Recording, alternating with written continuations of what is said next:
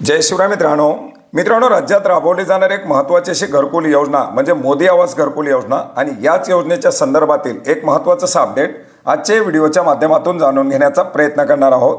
मित्रांनो, राज्यातील ओबीसी प्रवर्गातील ज्या नागरिकांकडे आपली स्वतःची घरं नाहीत, पडक्या घरात राहतात, कुडाच्या घरात राहतात, अशा नागरिकांना घरं उपलब्ध करून देण्यासाठी राज्य शासनाच्या माध्यमातून 28 जुलै 2023 रोजी राज्यामध्ये मोदी आवास घरकुल योजना ही योजना राबवण्यासाठी मंजुरी देण्यात आलेली आहे। ज्या योजनेच्या अंतर्गत येत्या 3 ते 4 वर्षामध्ये 12,000 कोटी रुपये खर्च करून जवळजवळ 10 लाख घरं उपलब्ध करून दिली जाणार आहेत आणि याच्यासाठी 2023-24 या पहिल्या वर्षामध्ये 3 लाख घरं उपलब्ध करून देण्यासाठी 3,600 कोटी रुपयाची तरतूद करण्यात आलेली आहे। या योजनेच्या अंतर्गत इतर मागास प्रवर्गातील लाभार्थ्यांना घरं उपलब्ध करून दिली जात आहेत, घरं बांधून दिली जात आहेत आणि याच्याच अंतर्गत आपण यापूर्वी सुद्धा पाहिलं होतं की 27 सप्टेंबर 2023 रोजीच्या GR नुसार इतर मागास प्रवर्गासोबतच राज्यातील विशेष मागास प्रवर्गातील लाभार्थ्यांना सुद्धा घरकुलं देण्यासाठी मंजुरी देण्यात आलेली होती।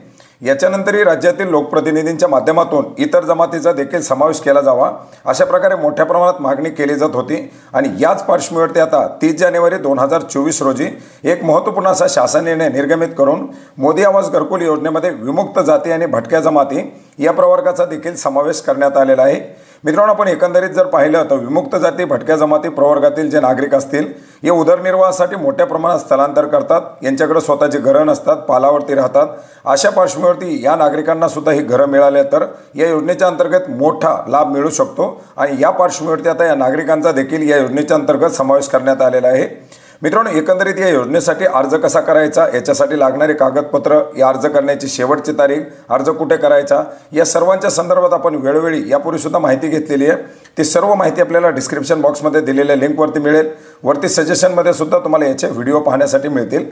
तर मित्रांनो, अशा प्रकारे मोदी आवास घरकुल योजनेच्या संदर्भातील हे एक महत्त्वाचं असं अपडेट होतं, ज्याची माहिती आपल्याला नक्की उपयोग पडेल अशी आशा करतो। भेटूयात नवीन माहितीसह, नवीन अपडेट्ससह। धन्यवाद।